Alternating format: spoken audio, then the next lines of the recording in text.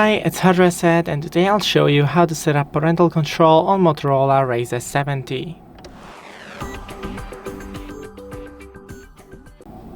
So first, go into the settings, and right here we need to find the Digital Wellbeing and Parental Control. In here, find the Parental Control. And here we have set up parental control. And here you need to just sign in to Google and do the same on the kid's phone.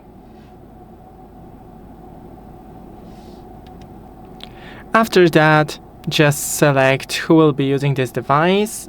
I will be using this device. Agree.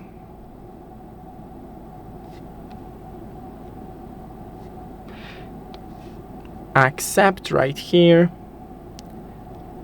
and we have ask your child or teen to sign in. To set up parental control, get your child or teen to sign in with the Google account you want to supervise, and right here select an account and hit supervise account. Thanks for watching, don't forget to leave a like, and see you in the next one.